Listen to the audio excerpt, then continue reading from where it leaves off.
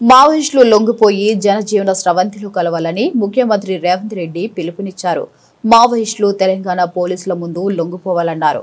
ఇటీవల అనేక మంది అగ్రనేతలు లొంగిపోయిన విషయాన్ని ప్రస్తావించారు.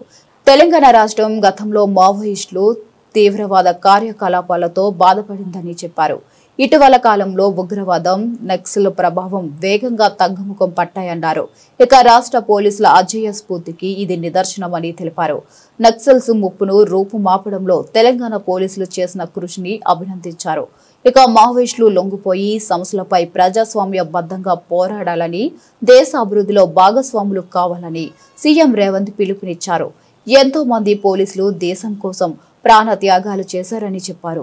ఇక పోలీసులంటే సమాజానికి ఒక నమ్మకమని, పగలు రాత్రి తేడా లేకుండా శాంతి భద్రతల పరిరక్షణ కోసం పని చేస్తారని తెలిపారు. మావోయిస్టు ఉద్యమంలో ఉన్న అజ్ఞాత నాయకులను జనజీవన స్రవంతిలో కలవాలని నేను వారికి ప్రత్యేకంగా విజ్ఞప్తి చేస్తున్నాను.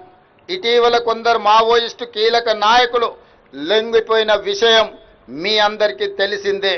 అజ్ఞాతంలో ఉన్న మిగిలిన మావోయిస్టులు కూడా జనజీవన స్రవంతిలో కలిసిపోయి దేశాభివృద్ధిలో భాగస్వాములై తెలంగాణ రాష్ట్ర పునర్నిర్మాణంలో వారి యొక్క వంతు కర్తవ్యాన్ని నిర్వహించాల్సిందిగా మావోయిస్టులకు ఈ వేదిక మీద నుంచి విజ్ఞప్తి చేస్తున్నా.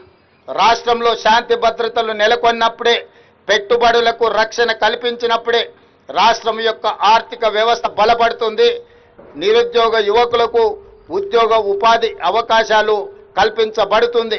కాబట్టి ప్రజల యొక్క సమస్యల్ని పరిష్కరించడానికి మీ ఆలోచనలు ఏమైతే ఉన్నాయో ప్రజాస్వామిక విధానంలో ప్రభుత్వాలకు సహకరించి ఆ కార్యక్రమాలను ముందుకు తీసుకెళ్లడానికి జనజీవన స్రవంతిలో కలవాల్సిందిగా మావోయిస్టులకి వేదిక మీద నుంచి విజ్ఞప్తి చేస్తున్నాను.